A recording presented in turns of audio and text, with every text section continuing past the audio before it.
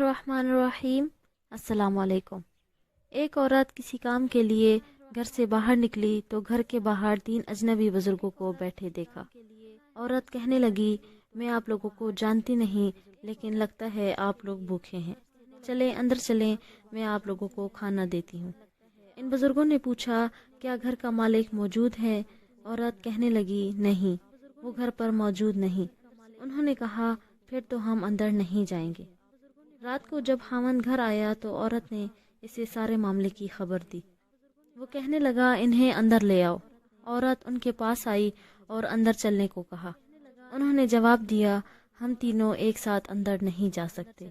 औरत ने पूछा, वो क्यों? एक ने ये कहते हुए वजाहत की, इसका नाम माल है, और अपने एक साथी की तरफ इशारा किया, और इसका नाम कामयाबी है, और दूसरे साथी की तरफ इशारा किया, और मेरा नाम मोहब्बत है। और कहते हुए बात मुकम्मल की कि जाओ अपने खामन के पास जाओ और मशवरा कर लो कि हम में से कौन अंदर आए। औरत ने आकर खामन को सारा माजरा सुनाया। वो खुशी से चिल्ला उठा और कहने लगा, अगर यही मामला है तो माल को अंदर बुला लेते हैं, घर में मालो दौलत की रेल पेल हो जाएगी।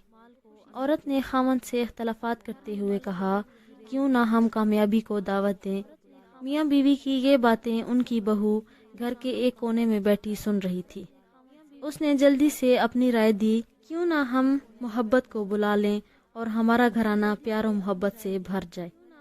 खामन कहने लगा, बहू की नसीहत मान लेते हैं, जाओ और मोहब्बत को अंदर ले आओ। औरत बाहर आई और बोली, आप में से मोहब्बत कौन है? वो हमें मेहमान नवाजी का शर्फ बख्शे। घर वालों का मतलूबा शख्स उठा और अंदर जाने लगा तो इसके दोनों साथी भी खड़े हो गए और इसके पीछे पीछे चलने लगे। औरत हैरान और परेशान उनकी शक्लें देखने लगी।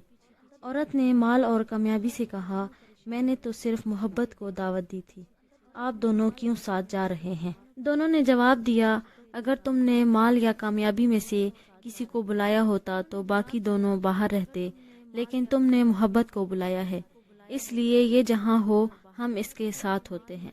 जहाँ मोहब्बत होगी वहाँ माल और कामयाबी भी मिलेंगे। अपने दिल में और अजीज़ों साथियों के दिलों में मोहब्बत पैदा करें, फिर आप कामयाब शख्सियत के मालिक बन जाएंगे। अल्लाह ताला हम सबको मोहब्बत बांटने की तौफीक अता फरमाए।